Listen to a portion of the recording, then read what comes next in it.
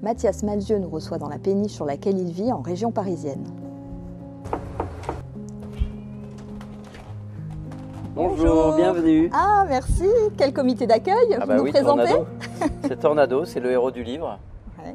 Donc il est là pour vous accueillir, évidemment. Eh ben, merci. Il vous attendait avec impatience. Merci de nous Entrez. recevoir chez vous. Avec plaisir. Alors, qu'est-ce qu'on trouve dans votre environnement Alors déjà, presque le bateau en lui-même, c'est l'objet numéro 1 parce que c'est ici que se passe ce livre, c'est ici que je travaille et que je vis, qu'on vit avec Daria.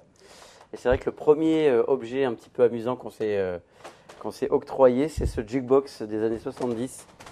Daria a trouvé toutes les petites étiquettes sur Internet. Et voilà, il y avait des vinyles à moi, des 45 tours à elle et tout. Et on s'est fait une petite playlist à l'ancienne au jukebox, quoi. Donc ça va de Bob Dylan à Madonna, en passant par Serge Gainsbourg. Ouais, les Doors, Rolling Stones, Elvis, il y a plein de choses. Hop, on va te laisser descendre un peu, toi. Parce que les bras, ça va 5 minutes, mais... Après, Alors montrez-nous un petit peu ce lieu où vous créez. Alors, là déjà, évidemment, il y a Goldorak, il y a quelques petites Madeleines de Proust. Ouais. Il y a beaucoup de livres. Il y a ce siège œuf aussi où j'enregistre des disques vinyles. Oui, l'œuf, il est blanc avec l'intérieur rouge. Et je fais des vinyles comme si c'était l'œuf sur le plat de cet œuf. Blanc avec l'intérieur rouge aussi. D'accord. Et on y enregistre. Il y a Mathieu Chédid qui est venu là, Clémence Poésie, des gens comme ça. Ouais. Et des petites choses acoustiques, de la poésie, des histoires. C'est un petit truc qui date de l'époque où j'ai été greffé de la moelle osseuse. Il y a une dizaine d'années. Et puis, je peux vous amener en bas si vous voulez.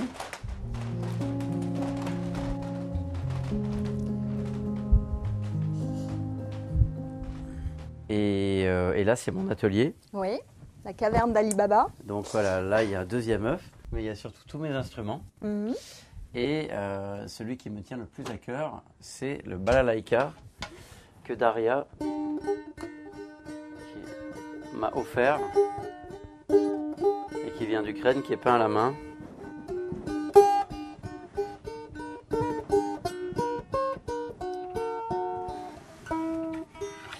Alors oui, le joue.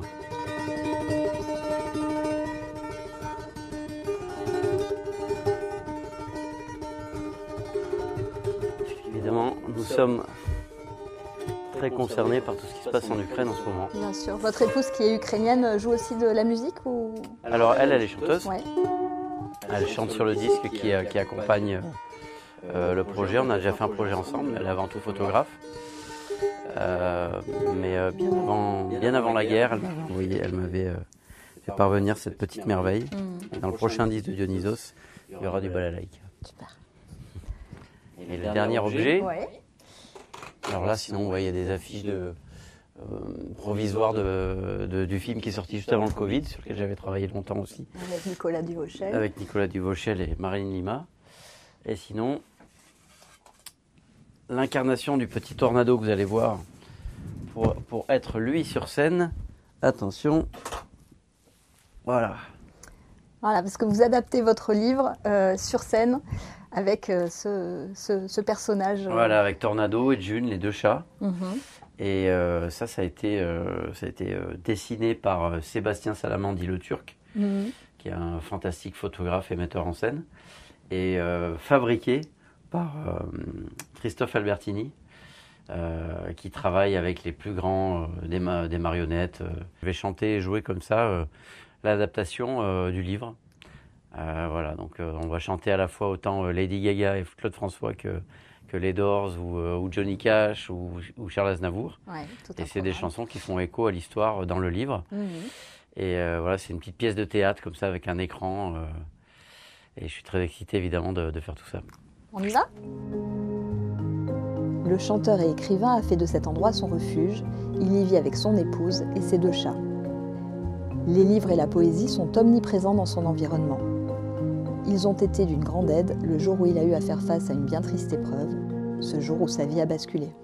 Racontez-nous ce jour où votre vie a basculé et où votre épouse a été emportée en taxi plutôt qu'en ambulance parce qu'il fallait très vite rejoindre l'hôpital pour des raisons de santé graves. En fait, il y avait eu ce plus beau jour de ma vie entre-temps. C'est le jour où j'ai appris qu'elle était enceinte. Et puis malheureusement, quelques semaines plus tard, il y a eu une fausse couche. Et derrière, une maltraitance gynécologique. Donc on lui a dit de ne rien faire. Et 3 semaines plus tard, avec un médicament interdit par un gynécologue, qu'il a pourtant prescrit, elle a fait une hémorragie grave pendant la nuit. Et on l'a ramenée en taxi, parce qu'elle était à la limite de perdre connaissance. Et du coup, une fois qu'ils l'ont sauvée, ils m'ont dit vous seriez arrivé 10 minutes plus tard, c'était trop tard. Ouais. Donc ils ne me l'ont pas dit sur le moment. Sur le moment, j'étais très inquiet, mais pas sur une idée de diagnostic vital engagé. Je pensais juste qu'il fallait intervenir. Et en fait, le double frisson, je l'ai eu ensuite. Ouais. Ouais. Et là, vous vous êtes dit, ça s'est joué en 10 minutes. 10 minutes, c'est le temps entre 2 métros un dimanche. Ouais, c'est un café long qu'on fait 3 couler. chansons des Beatles. Ouais. Oui, ça fait dans le rapport d'une vie. Déjà, moi, quand j'ai été greffé de la moelle osseuse, j'ai passé 11 semaines en chambre stérile. Et à l'échelle d'une vie, on a vraiment l'impression que c'est rien. C'est long sur le moment, mais c'est rien. Alors 10 minutes pour une vie, c'est vrai que ça met les choses en perspective sur les pulsions de joie qu'on doit attraper ensuite. Ça a été aussi, évidemment, ça vous a obligé à faire le deuil de la paternité, puisque à cause de cette greffe de moelle osseuse, vous avez quand même assez peu de chances d'avoir un enfant. Comment ça s'est passé dans votre tête? Quel processus s'est mis en place en fait, le rapport à la paternité, il est compliqué chez moi, parce que quand j'ai perdu ma mère il y a plus de 20 ans, je voulais absolument pas d'enfant du coup. Je me suis dit, je veux pas que des enfants souffrent. Comme j'ai souffert, et puis ensuite le temps a fait son affaire et j'ai vraiment voulu avoir des enfants. Mais le vrai moment où j'en ai très envie, c'est quand je tombe sublimement amoureux de Daria.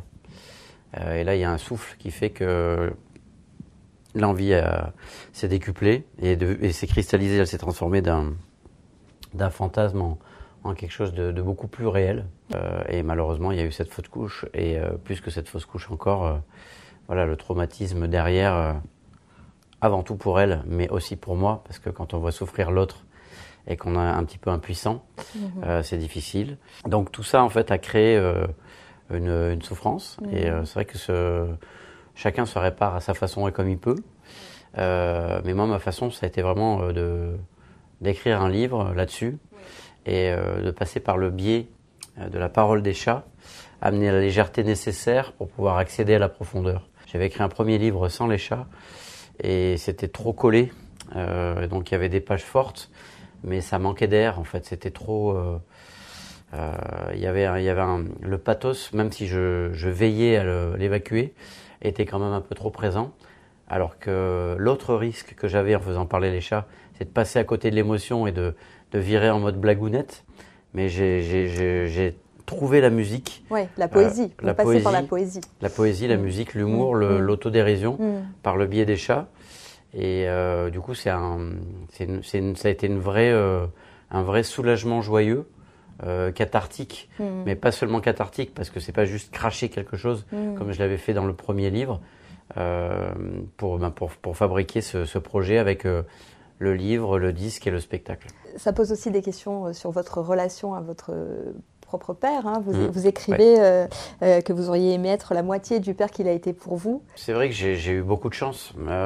J'ai pas toujours été heureux quand j'étais petit, parce que j'étais déjà hypersensible, petit, roux, et que donc j'ai expérimenté le rapport à la différence, sans doute moins gravement que des minorités, mais en tout cas, j'ai goûté à cette bêtise. Mais par contre, j'ai eu la chance d'avoir des parents aimants, avec qui je me suis engueulé parfois, tout n'était pas parfait, avec qui on ne s'est pas compris, mais qui étaient aimants et qui m'ont donné un cadre souple, qui m'ont permis de devenir moi-même. C'est-à-dire que c'était pas open bar. Il y a des fois, ça gueulait. Mais en tout cas, c'était pas des parents qui ont abîmé la possibilité de développer ma personnalité. Et c'était sûr que si jamais nous avions eu cet enfant, je me disais, voilà, il y a du boulot. parce que c'est perpète un enfant. Et il y a l'adolescence, il y a le moment, et comment ils sont arrivés à gérer leurs problèmes, leurs différentes de personnalités. Et j'ai envie de dire même la façon dont il a géré, même si ma sœur a énormément pris le relais au moment du décès de ma mère, parce qu'il était quand même bien perdu. Et ben il a été quand même un père extraordinaire. Pas un père parfait parce que personne l'est, mais il a été un père aimant qui nous a donné des belles valeurs d'antiracisme universaliste, de tolérance joyeuse, mais de jamais basculer dans la posture, de jamais être dans le sectarisme, de se méfier de son propre camp, de penser contre soi-même. Et il nous a amené un goût, une curiosité. Moi, pour le sport notamment, apprendre à perdre sans insulter la terre entière, apprendre à gagner sans se prendre pour le roi du monde. Donc oui, si j'avais été père, j'aurais aimé être la moitié de lui-même, oui, c'est certain. Vous avez traversé quand même une période assez dure, hein, vous racontez, vous avez essayé de fuir le silence, il y a eu ces périodes d'insomnie. Quelle forme ça a pris cette petite dépression, si on peut l'appeler ainsi Oui, ben, c'est toujours. Et puis pour Daria, ça a été très dur aussi. Je pense que c'est toujours quand même plus dur pour la non-maman. Je crois que c'est toujours plus dur, encore que pour le presque papa. Mais il y a eu trois choses en fait. Il y a eu le fait, pour moi en tout cas, de continuer à être créatif, d'écrire mes nouvelles de l'Extraordinarium. Daria, elle a fait 2 expos à Arles, où aussi elle a interrogé son rapport à son corps. Elle a fait son travail. En fait, il y a eu un elle, un moi et un nous. Évidemment, comme toujours dans le couple, mais même aussi dans la création, parce que c'est avant tout une artiste. Donc elle a développé ses outils à elle, aussi pour se défendre. Et puis bon, bah, des fois on y arrivait, des fois on n'y arrivait pas. Et c'est un chemin, et c'est un traumatisme qui sera là. Mais le but du jeu, pour elle comme pour moi comme pour nous, c'est de ne pas s'assigner à résidence à ce traumatisme. C'est-à-dire que nous sommes ce que nous sommes, pas ce qui nous est arrivé. Il y a une possibilité victimaire toujours de s'auto-rattacher à ce qui nous est arrivé, et ça ne sert à rien. Finalement, c'est facile à dire là en interview de faire un peu le malin, parce que il y a des moments malheureusement la colère ou la tristesse vous embarque dans les marais un peu spongieux des choses on revient, on ressasse, mais c'est humain. Mais le fait, c'est d'essayer de pas se contenter d'y rester. Alors moi j'avais cette expérience-là, j'ai perdu ma mère il y a 22 ans, j'en avais fait un livre et un disque, et quand j'ai été gravement malade et que j'ai passé en semaine de chambre stérile, j'ai dû travailler aussi ce rapport à l'identité et pas à l'identitaire. Je suis pas devenu un malade ou un greffé, j'ai essayé justement de devenir un hyper moi-même, avec toute l'humilité que ça devait comporter, parce que j'étais dans les mains à la fois de mes proches et des soignants, mais rester moi-même, je dirais, ce serait extrêmement prétentieux de dire que ça m'a sauvé, mais en tout cas ça a aidé au sauvetage de tout ce que les gens ont fait pour moi à l'époque.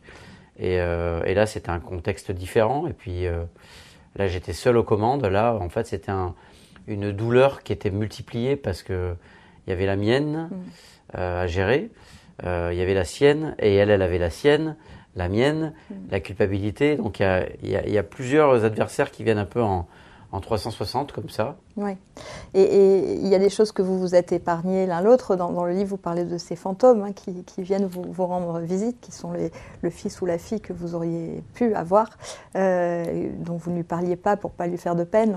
Alors c'est difficile en fait, je pense que je lui en parle encore un peu trop, on en a encore parlé il y a quelques jours. Le truc un peu cornélien, c'est que c'est dans les moments de souffle d'amour, dans un regard, dans des choses comme ça, qu'à chaque fois j'ai envie de dire à quel point j'ai envie d'avoir un enfant avec elle. Et il faut que j'arrête ça, parce que je vois que ça lui fait du mal. Donc il faut que j'arrive à m'en empêcher. Parce que la vie, c'est pas juste réaliser tous ses rêves, c'est cheminer.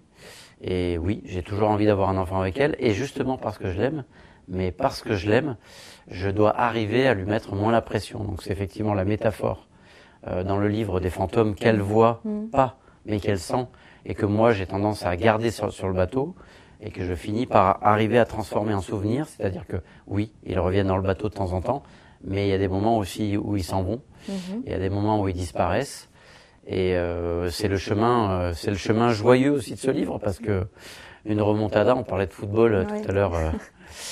En coulisses. En coulisses.